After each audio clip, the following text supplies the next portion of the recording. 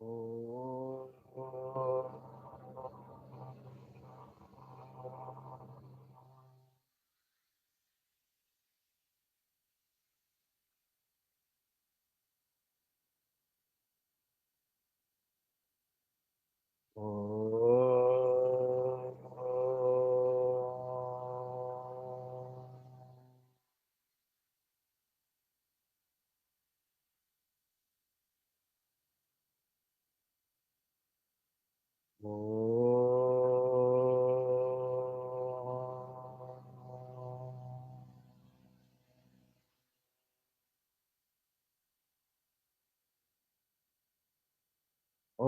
Shri Ganeshaya Namaha.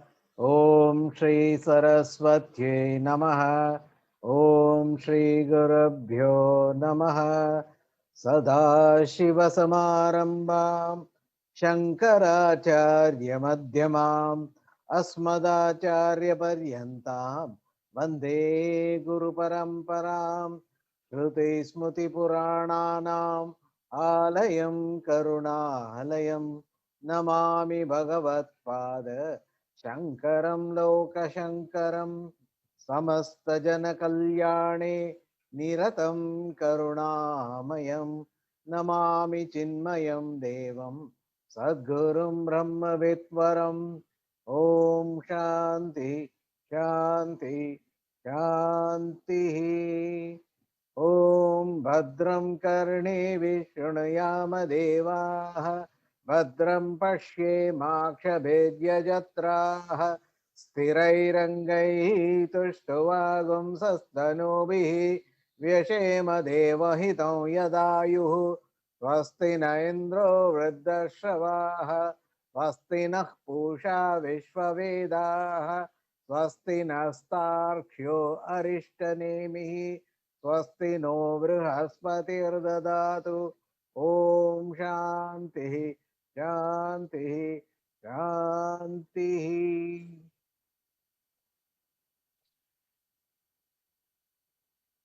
In the second chapter of Prashnopanishad, the student from Vidarbha, a Saguna Brahma Upasaka, puts forward the query: which are the devatas that are sustaining the individual body, and which of them is responsible for the glorious expression of the individual, and amongst them, who is the greatest? The teacher responded that the five elements which make up the gross body, the indriyas and the antakarana, which make up the subtle body, and what was implied was, along with their presiding deities, are the divinities which sustain the individual body and is also responsible for the glorious expression of a jiva. And each of them claim that they are the one responsible for holding this body together.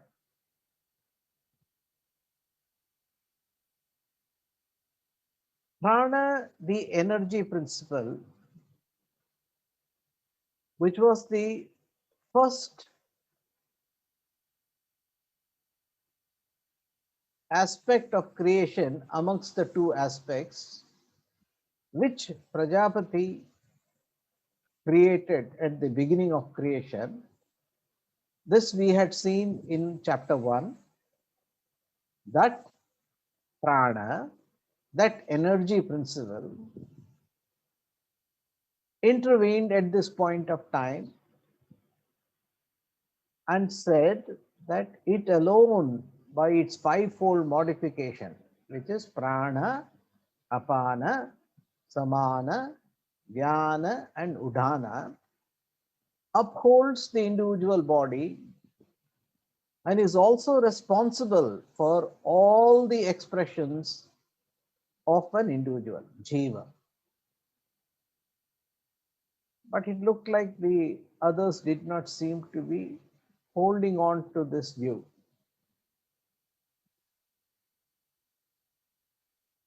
I'm not political, but just for the sake of humor, it's almost like telling all the BJP ministers think that they are responsible for upholding the party.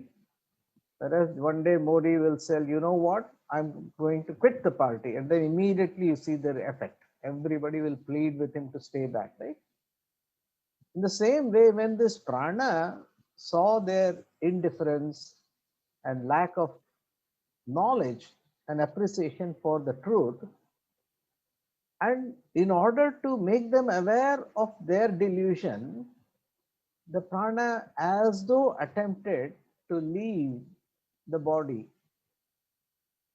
and immediately all of them were forced to also stop what they were doing and start to leave the body.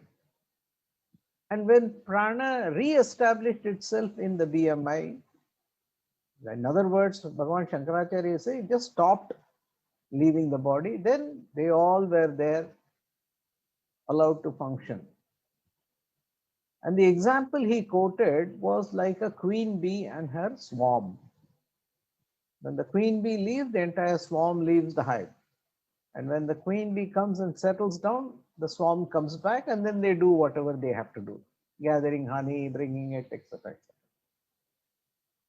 Thus, chastened by prana, the antakarana and indriyas now sing the glory of prana in the next 8 brahmanas.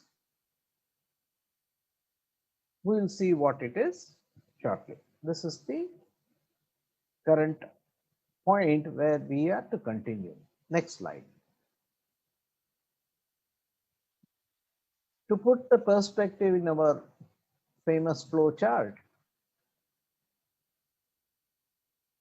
body is prepared by austerity, mind is focused by brahmacharya, intellect is sharpened by shraddha, and when these three things are achieved, the student is ready for Brahma Vidya.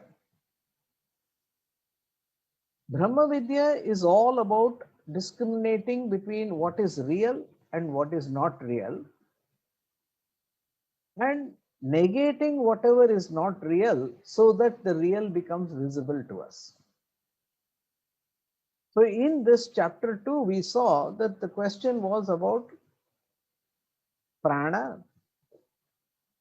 and the student believes that the prana is an expression of some kind of divinity, Saguna Brahman, within the body.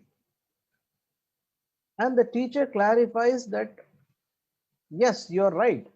In its expression in the body, the 5 elements are responsible, and also the inner instrument, which makes up the BMI, together is responsible for the glorious expressions. But understand that it is only an expression of prana. And he explained how the 5-fold modifications of prana is pervading the entire body. So now we are at the eulogy of prana, because everybody accepts that without prana, a jiva cannot be called as a jiva. Next slide, please.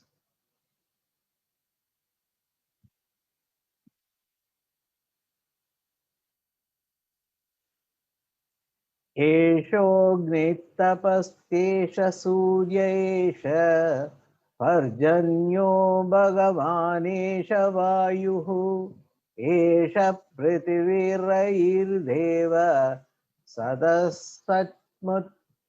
सदसच्चामृतं च यत् एषः, this prana, agnihi, fire principle, tapyate, burns, eva, eshaha, this prana, suryaha, sun, eshaha, this parjanyaha, rain bearing clouds, bhagavan, indraha, eshaha, this prana, vayu, wind or air, eshaha, this prana, prithvi, earth, raihi, matter or moon, devaha, deity, sat, whatever is, asat, whatever is not, cha, and amrutam, immortal, cha means and, yat, whatever qualifies to be this. The literal meaning of this Brahmana is this prana burns as fire, shines as the sun, reigns as the clouds, rules the sky like Indra. This bright one is the air or the wind. It is also the earth, and thus Lord of all matter, principle 2. It is at once all those which have form and those which do not have form, and also that which is immortal. The key observation in this entire Brahmana is that which is immortal. That which is immortal has become the burning effect of fire.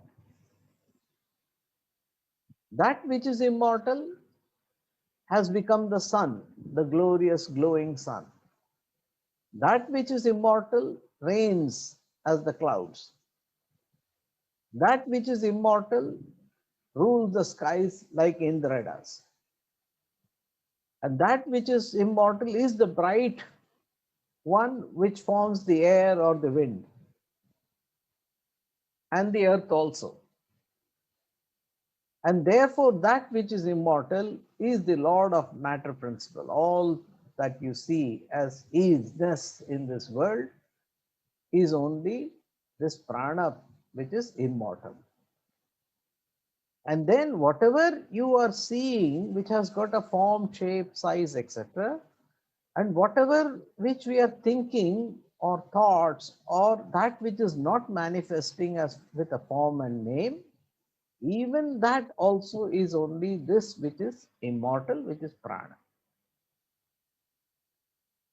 While explaining how the glorious expression of prana is possible because it is everything, the Upanishad is also giving you a pointer that it is that which is immortal. The rest of it automatically means mortal. The glowing of the fire, the glowing of the sun, the clouds, the earth, everything is mortal. Mortal means it comes to an end. That which is immortal remains forever. And this is the direct link to Prajapati, and from Prajapati we have to understand it is Hiranyagarbha, and from Hiranyagarbha we have to understand it is Ishvara, and then we have to understand it is Brahman. Only in Brahman there is immortality.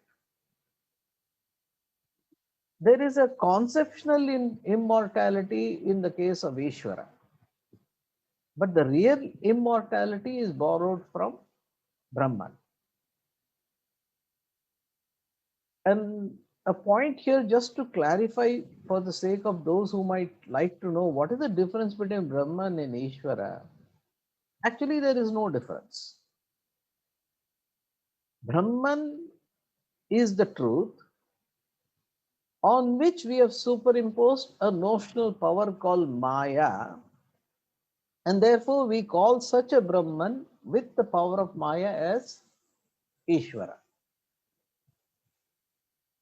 That all-pervading truth has as though divided itself into two. Me and my power. It's almost like telling if you know to sing, Puja Guruji says, me and my power of singing. Can the power of singing remain without my existence? No. So no power will remain with the holder of the power. Always power and holder go together. Can I exist without exhibiting my power of singing? Yes, I can. And when I exhibit my power of singing, am I in any way minimized or up raised up? Do I become taller or shorter because of that? No, you don't. Do I have to come to an end before my singing starts? That is also not true. So you exist as an immortal presence which is lending the support to everything that is expressed. That is what is meant here by the term prana being immortal and then also exhibiting everything like the burning power of the fire, the sun, the clouds, the rule, everything that is material matter is only an expression of prana. And after expressing as prana, even in that expression, prana is presiding over. That is what is also meant. It is not that the person who knows singing starts singing and then he forgets that he is a person. He remains in the singer as also as the same person he was before, correct? That part is not changed. So in Advaita, this is a subtle difference which is established. All other schools of philosophy says you as a singer is very different from you as the person who is not singing. Because they see these two as two distinct nature of you, like telling you as a husband is different from a you as a boss in an office. Yes, functionally different, but intrinsically you are the same one who went to office, you are the same one who is a husband or wife, whatever it may be. So here the subtle point is, even though everything is sustained by that prana, it is also pervaded by that prana. It is not like God is sitting somewhere and entire creation is happening somewhere. In English, there's a term called immanent. Immanent means that which is actually fully pervading something from within. And then it is transcendent. Transcendent means it remains even after something in which it has pervaded ceases. So that amurta and murta, or what we those which have form and those does not have form, meaning unmanifest. It could mean both unmanifest and manifest. It could also mean subtle and gross. Both are synonymous terms as far as Vedanta is concerned. Therefore, that which pervades both what you see and what you are not able to see is that prana. If you grasp that point and hold it, the rest of the Brahmana becomes very easy for us to understand. Next slide, please.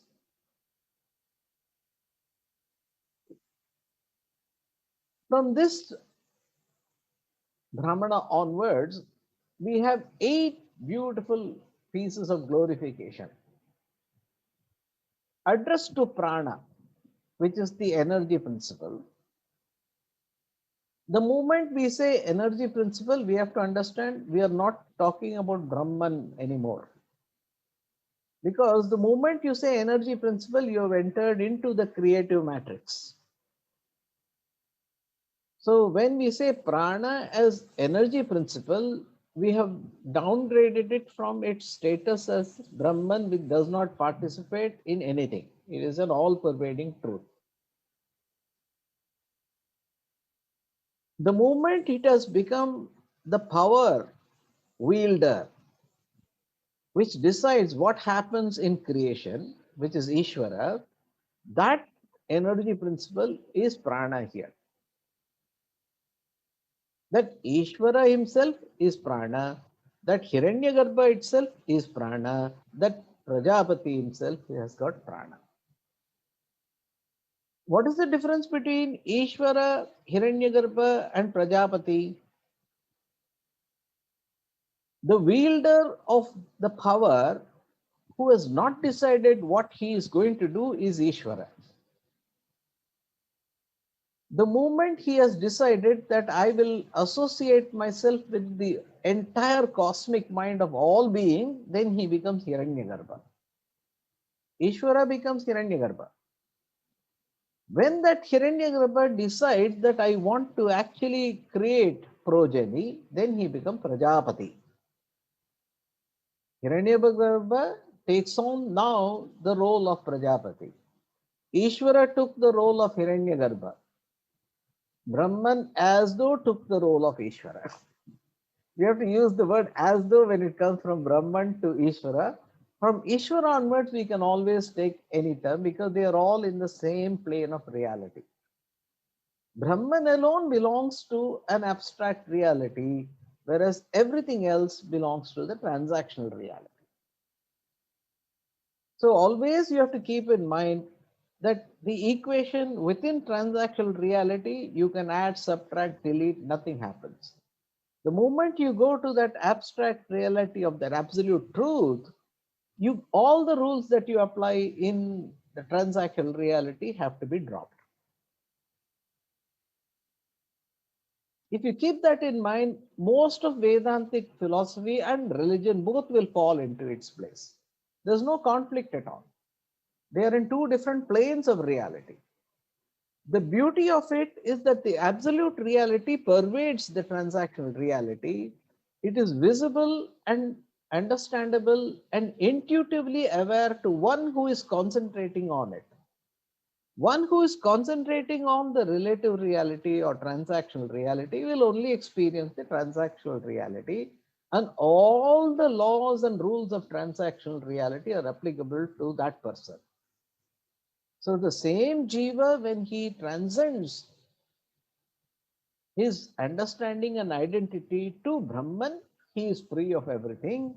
Same jiva, if he is getting attached to a particular aspect of creation, then he gets attached to it. He starts feeling it.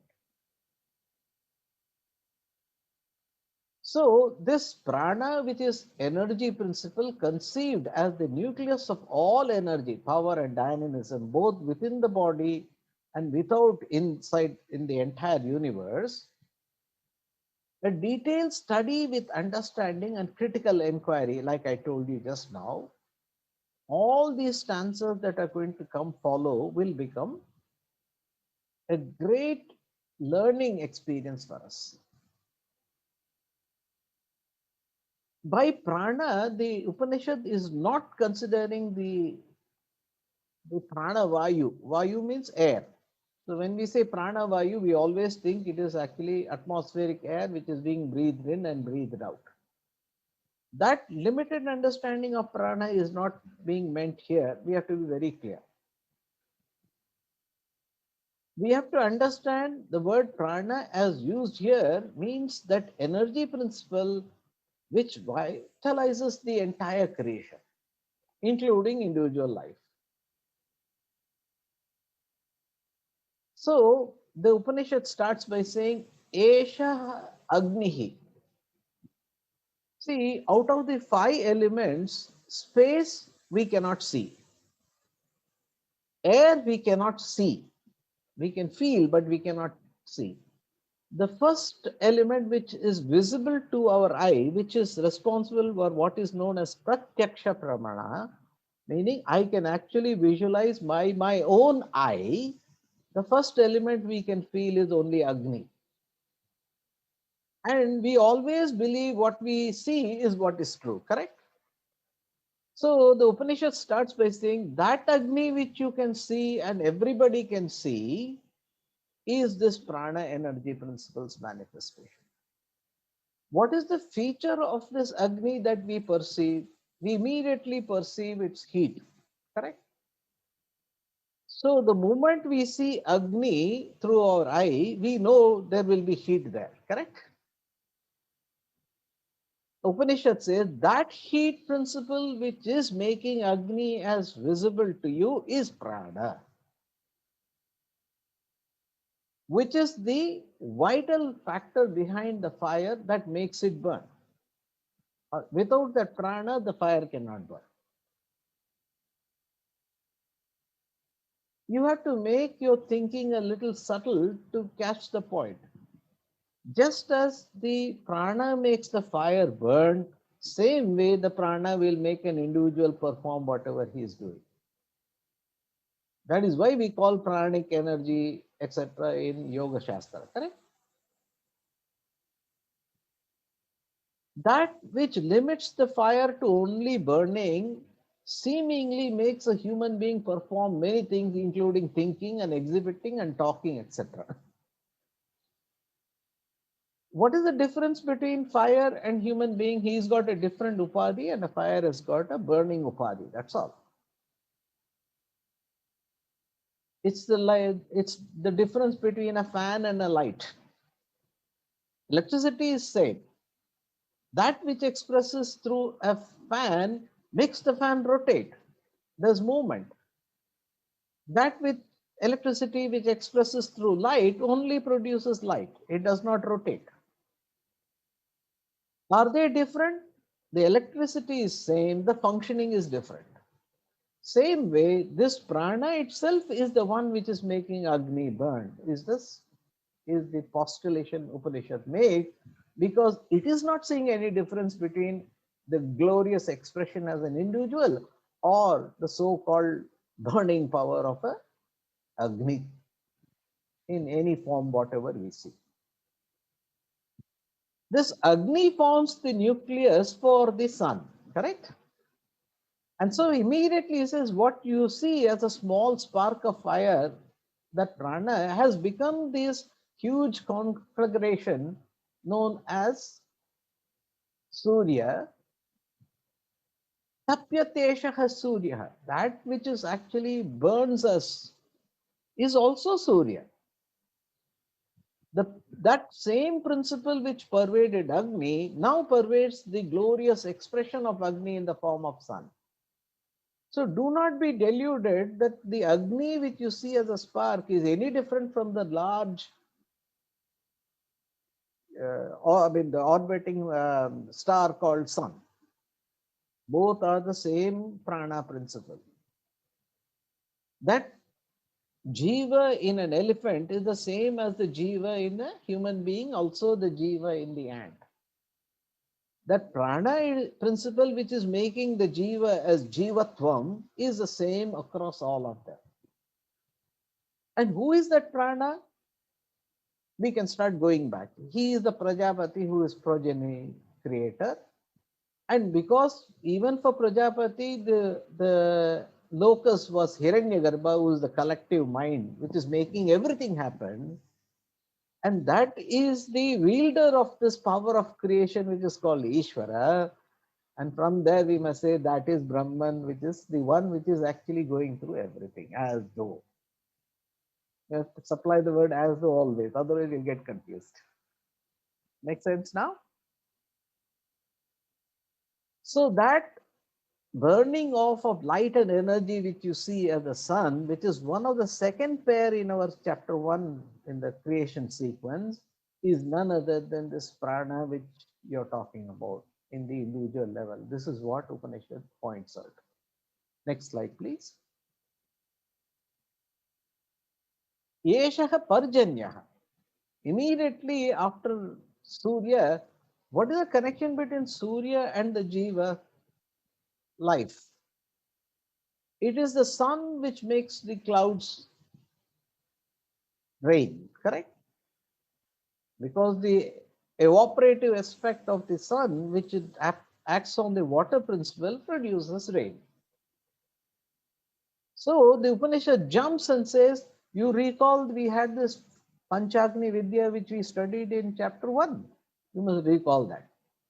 And say, in that cycle, there was one element called rain. We saw what is, as a yajna, what is dissolved in what and what is produced. We saw a big chart, correct? If you don't remember, don't worry. After this session, look up the chart. Everything will fall into place. So that sun, because of its association with the moon, predominantly the matter principle, loses its ability as a fire and becomes a flowing principle like water. It loses its ability of heat and produces an opposite effect called cold because of its higher association with matter principle. And therein too the same prana is the Lord, is what Upanishad is doing. That prana which you saw is the cause of the sun, has become the cause and the supporter of the rains. And also the entire atmosphere in which this rain is produced. That entire cycle is implied by the term Indra, Bhagavan. And then he says, Eshaha Vayuhu. Vayuhu is the point where it actually connects back to this breathing air that we are experiencing. In order to introduce the fivefold modification of prana, which was mentioned earlier, prana declared, right, I am all the fivefold modification. The Upanishad introduces the term Vayu here, even though the Vayu or the air principle comes before even fire, the, the one which participates in the individual creation, that Vayu is brought here. And then he says that prana has become the vital air which is sustaining all individual beings in one form or the other. The Upanishad at this point of time acknowledges the atmospheric air. What is meant is actually the movement of the winds, because there is an inhaling exercise and a breathing out exercise in all beings, correct? Therefore, the introduction of this wind, Eshaha Vayuhu, that which moves. And he says that movement of Vayu is an effect of only this prana. After having told that Vayu Tattvam is prana is already implied, because when we came to Agni, we have to assume space and air have preceded it. Here what is meant is that the movement that you have in Vayu is this prana's effect only, he says. If the Vayu can move, it is because of it has got prana. Otherwise, it will not move. What is the prana here? The energy principle. In Sanskrit, we divide the movement of air or wind into 7 classes on the basis of its direction and behavior. I'm only presenting it for the sake of knowledge. I'm not going to talk about all those 7 movements. Those who are interested can study more and understand it more. Pravaha means gust of wind. Avaha means that which is coming, the wind is which is coming to you. Udvaha means it is moving upward. Parivaha means celestial winds, the winds of the higher, which we call as solar winds, etc., etc. Pravaha means the wind that is going away from you, like vacuum and all, vacuuming away, like that. Nivaha means whirling, that circling wind. Samvaha means a sharp jet of wind. These are the 7 kinds of winds that are postulated in Sanskrit as kinds of movement which produce some effect in people. We have already seen in the earlier chapter that Prajapati himself pervades the entire creation as energy, right? And matter principle also. Reiterating that, in short, this Brahmana concludes by saying that the prana is the truth behind all that which has got form and that which has got no form or formless. That we will see in a minute. Next slide, please. See, in Vedanta, everything that we see is divided into the gross world, which is predominantly high content of matter, and into subtle, which is the high content of energy. Rai and prana. Higher the prana principle, it becomes subtler. Higher the Rai content, it becomes grosser. So the body is gross, mind is subtle. Mind has got more of prana principle and body has got more of Rai principle. So like that, you can look at everything, and if it is gross and visible to your physical eye, understand it has become more and more Rai. And if it is subtle and invisible or unmanifest state of condition or nascent condition, then we will call it as prana principle. Electrons are prana, protons are right. Look at everything. The Upanishad says everything in creation you can divide it into these two categories. The gross elements that we are experiencing are fire, water, earth, and subtle elements are space and air. So even amongst the element, there is a gradation in their grossness or subtleness. The gross elements are technically called murta, that which has a form and which is perceivable by the eye, which we call as pratyaksha pramana. So from fire, earth, and water, we can actually see with our eyes. Earth we can see, water we can see, fire we can see. We cannot see air and we cannot see space. We can perceive their presence, but we cannot see it with our eyes. So that which is seen has got a form and a shape. That which is not seen has got only a perception can be had. It is subtler. So that which is subtle is called, that which does not have form is called subtle, and that which has got a form is called gross. For example, sound. Sound is subtle because we cannot see sound, but we can hear the sound. Space, we can feel space. We cannot see it nor we can hear, but we can feel the space. We have to recall the Brahmana 2 of this chapter, wherein the sage said, Esha Devaha Vayur Agni Rapaha Prithvi Vang Chakshus Shotram Cha, meaning the deities which preside over the body to uphold it are in essence the air, fire, water, earth, speech, mind, eyes, ears, etc. Right? Here in this Brahmana, through the gross and subtle, both the external world and the inner instruments of knowledge and action are covered as essentially an expression of prana in the presence of right. In the presence of the material construct called a fan, electricity expresses as its turning ability. Without the electricity, will the fan rotate? No, it is just a junk. The lighting ability of the light comes from the electricity.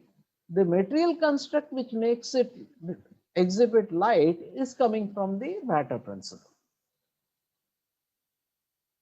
In the same way, when we are functioning today, that ability to function as a cognate individual who is capable of expression comes from the prana principle, and the particular way we express comes from our BMI. That is why I think as Ram Mohan and you, Kumaran, will think as only Kumaran. You cannot change the way you can think, because whatever your thoughts are is coming from only your BMI. But the power to think and the power to actually exercise the thought is coming from your prana principle, which is the, again we have to go back. Prana principle means Prajapati. Prajapati means Hiranyagarbha. Hiranyagarbha means Ishvara. Ishvara means associated as though Brahman. Keep that thought always in mind, otherwise we'll get lost. The chain is to be held. So therefore, the entire cognition that is happening in us as Jiva and the great grand expression of things like object, people, and experiences outside, everything is only this prana principle flowing through as though the various constructs of matter, which also is only Prajapati. What a wonderful concept. The trouble we will have is when I present this, you'll have to say, where are you now? You cannot be outside this whole thing, correct? Are you inside or are you outside of it? If you say I'm outside, then where are you? You cannot exist because everything is only creation. If you say you're inside it, then which are you? Are you matter or are you energy principle? We get confused. As long as it was presented as a logic to absorb, which is called paroksha jnana, everything is fine. But when this has to become aparoksha for us, we have a challenge. We don't want to be Rai because we know it is only inert. I want to be prana, but then how can I be prana alone without being associated with Rai? If you answer that question, you'll be liberated, okay? So we'll keep that as a riddle for the end of the Upanishad and end of Vedanta also. But don't worry, it will come to you. So in the presence of Rai, prana behaves like this. That's all. As though. Next slide, please. Ara iva ratanabhau prane sarvam pratishtitam rucho yagumsi samani yajna chatram brahmacha. Ara means spokes. Eva, as though Ratanavav, at the core of a chariot's wheel, the central axle we call it, right? Prane, in the prana, sarvam, all, pratishtitam, are established. Rich, Rik Veda, Yajuhu, Yajurveda, Samaveda, Samani, Yajnaha, sacrifices, Kshatram, Kshatriyas, Brahma here means Brahmanas, and literally, it means as spokes in a wheel in the prana energy, everything in the universe is fixed. The Rit Mantra, Yajurveda, the songs of Sama, all sacrifices, dynamic activities of Kshatriyas, and all the spiritual endeavors of Brahmana, everything is resting in Brahmana, in this prana. After having explained how the entire creative matrix, where the material aspect is prana in the previous month in the Brahmana. Now it says all activities which can be performed by the various elements of creation is also prana only. So in English, there are three terms: subject, object, and a verb that connects. Typically, we can say, I am Ram Mohan. Ram Mohan is an object, I is the subject, am is the verb there, correct? And by using that I am Ram Mohan, I have made I equal to Ram Mohan contextually, correct? What this Brahmana is telling, that amness which is connecting I to Ram Mohan is also prana only. What it means is that while we think that when I look at somebody and speak to them, that person is affected by me and I am affected by them, we understand that. But what we don't understand is that the speech, to whom does it belong? The words that you're uttering, which are going into the air, to whom does it belong? It also belongs to prana, the energy principle, meaning all activities are prana, all objects of activity are prana, all the agency for activity is also prana. The subject, object, and the verb in all activities is only prana. It is very easy for us to connect two nouns as being equal. Like if you say um,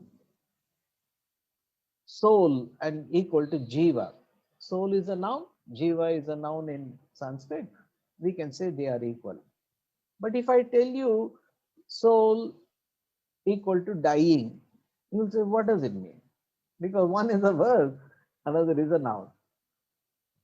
Here, Upanishad is trying to tell you that that particular activity which is coming together because of the proximity of the subject and the object is also an effect of prana.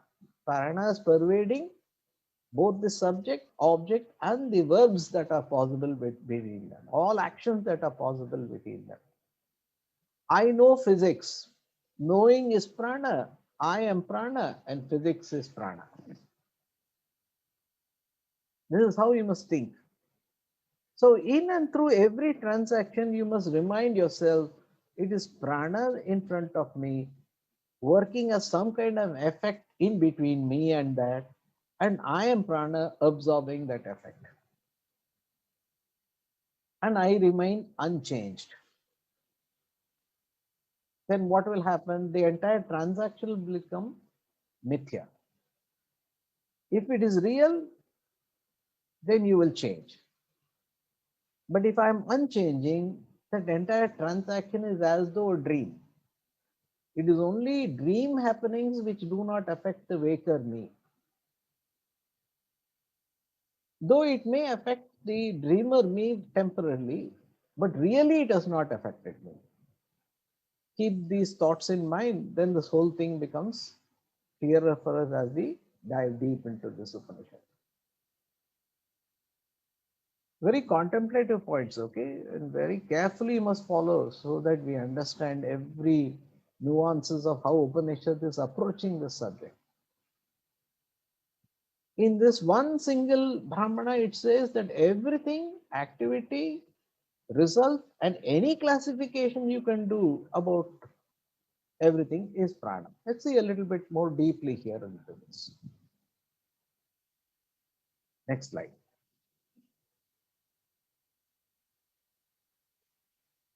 So the essential cause of the world and the individual sustenance is prana. So when prana leaves, everything stops, and prana comes back, everything is there. That is what we saw in the previous Brahmana, right? Now, the energy principle, the Upanishad is going on to say that all expressions of dynamism that we see in this world or individual is also made possible by the support of prana. Earlier, it said the queen bee is separate from all other bees, correct? Here, he is trying to tell us without this axle and the spokes, the rim cannot stay. There is a dependence established here. Earlier, it was only a follower, leader, follower kind of relationship. Here, the very sustenance of everything around is only because the prana is implied when it says ara iva. Ara iva ratanavo prane sarvam pratishthitam. Just like the rim of a wheel is connected to the axle by spokes which are properly tightened and held in place. And if the axle is not firmly placed, then everything, the spokes will become loose and the entire wheel will fall off, correct? So, sometime even the rim may come off, that one which holds the top thing, if the spokes become loose, we have seen in cycles, it will become warped, like it won't be a perfect circle. This entire rhythm and order of this entire universe through various laws and regulation is maintained in perfect control by the central vital factor, the prana energy principle. So this energy principle is the one which is actually holding this entire universe in its proper rhythm and regulation. Otherwise, it won't work. This is what Hiranyagarbha is doing. By holding the collective thoughts together in a proper cogent manner so that Hiranyagarbha does not go become crazy, he maintains order. And he has the power to do it because he is blessed by Ishvara. So whenever he has any difficulty, he will fall back into his role of Ishvara, control Maya, and then bring back order into the whole thing. We are struggling because we are only a small microscopic speck out of this entire small. We don't have that much power. So we are blown by the circumstances. The only solace we have is to recognize our true nature and get out of this dependency syndrome. Otherwise, we are at the beck and mercy of nature. Millions of dollars I earned, lot of friends and relatives I have. One coronavirus has wiped out everything, correct? So isolated we are today. And neither our money nor our relatives can help us. They can't even come and see you. And when they wear the mask and come, you don't know who is who. You know, can you lower the mask? Can I see who you are? In a wedding, I saw this happen.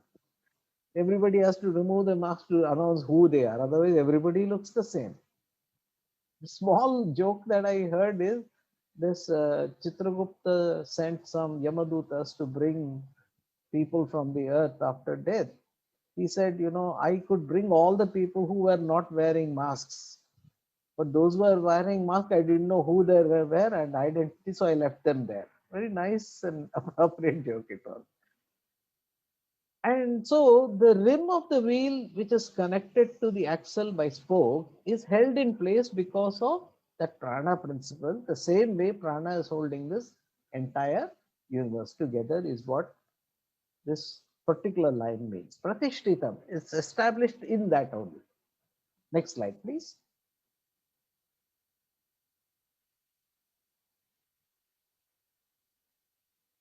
At the individual level, Ruchau Yagum Yag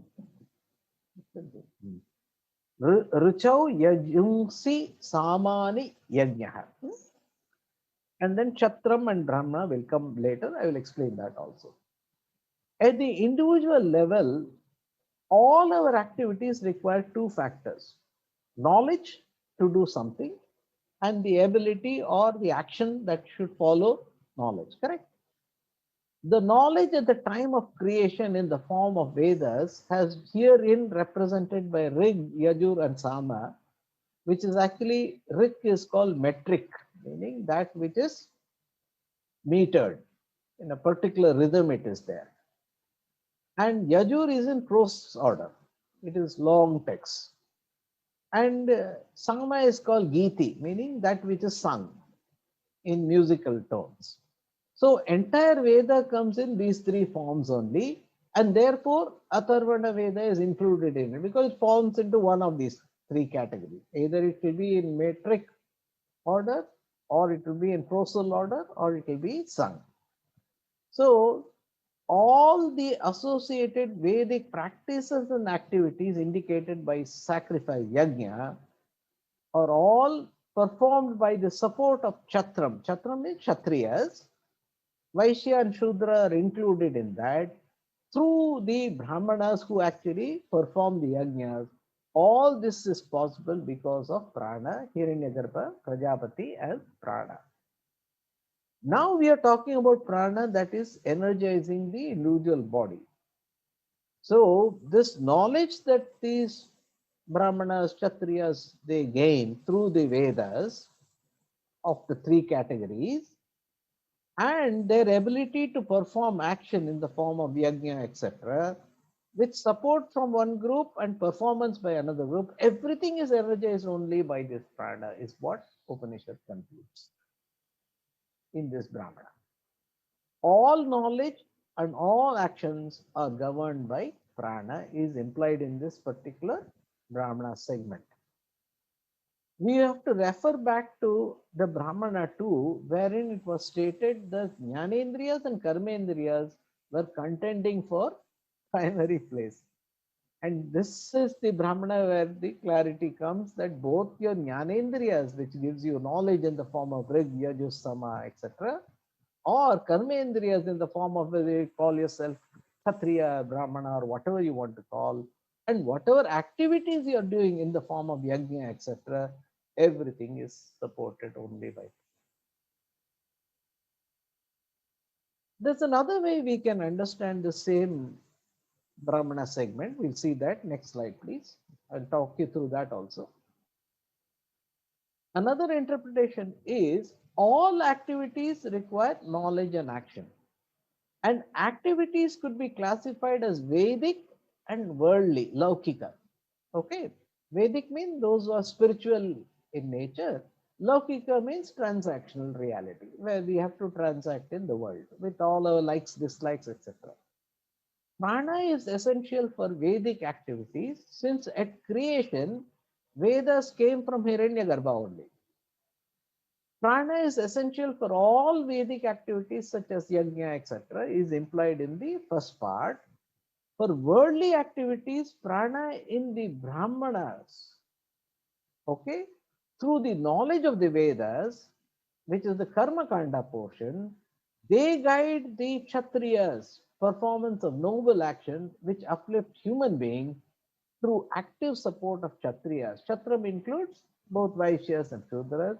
So, in the worldly activities, the Brahmanas, through the knowledge of the Vedas, support the others to perform what is right and wrong. And the Vedas that came from the Prajapati himself supports all these spiritual activities ordained in the scriptures known as yajna at all. So if you look at activity, Vedic activity, knowledge comes from Rig, Yajur, Sama, and Prana is the Vedas. And performance of actions ordained in the scriptures known as Yajna, etc. Prana as the Karmendriyas enables that. And for Laukic activity, knowledge entrusted to the Brahmana community as Jnanendriyas function in them, that prana itself is enabling that knowledge to flow to the action community, which is Kshatriya, Vaishya, and Shudra. There the Karma Indriyas are functioning. Again, the same concept, but presented in a more logical structure. This is also an interpretation that is possible.